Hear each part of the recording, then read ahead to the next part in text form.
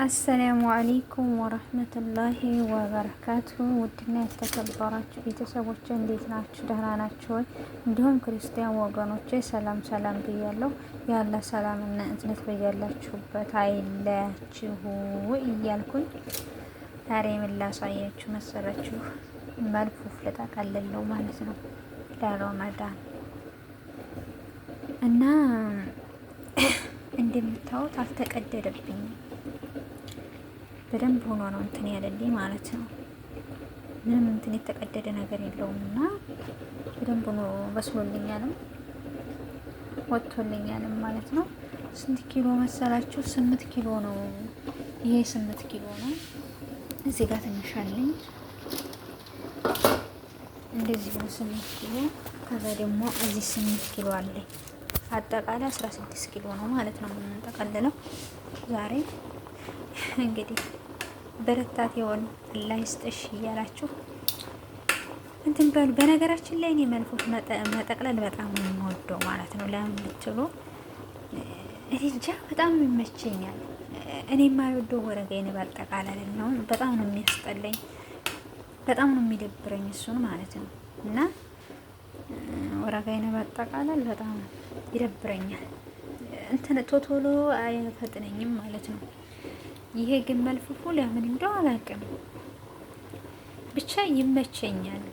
እንኳን አይደለም 16 ኪሎ እጥፍ ሆኖ እንኳን ራሱ የዚህን እጥፍ ሆኖ በጠቀልል አይደክመኝም ማለት ነው። ስለምወደው ማለት ስለምግቡ ነው ስለምበላው ሳይሆን ስለምወደው ስራውን ስለምወደው መሰለኝ የዚህን ስራ እና በጣም ይመቸኛል።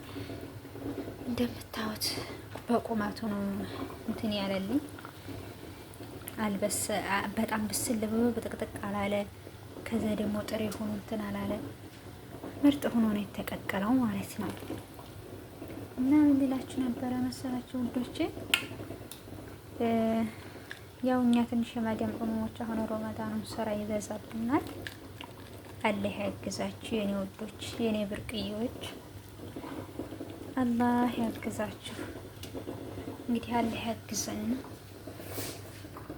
እዚህ ጋርልኝ አሁን እዚህ እንደዚህ እያደረኩኝ እጥለዋለሁ ማለት ነው።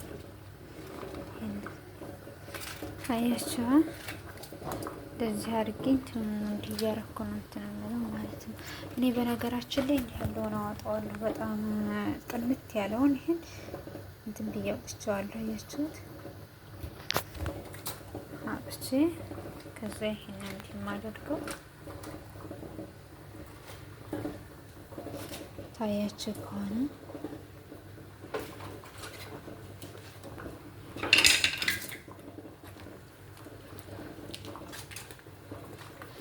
ይሄን እንደዚህ አድርጌ እገጥመዋለሁ ማለት ነው።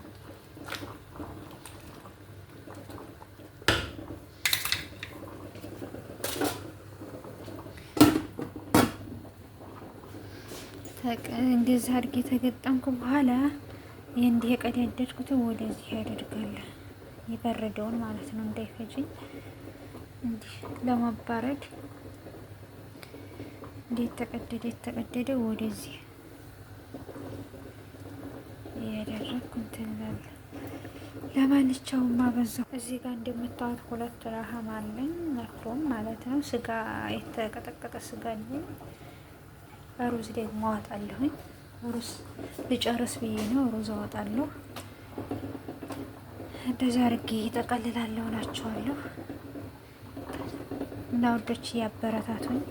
ከአላህ በታይ የሰው ልጅ መቼም መድኃኒት ነውና እናንተ አበረታቱኝ። ጀዛሁሙላህ ኸይራን ስላያችሁልኝ። አሰላሙ አለይኩም ወራህመቱላሂ ወበረካቱ።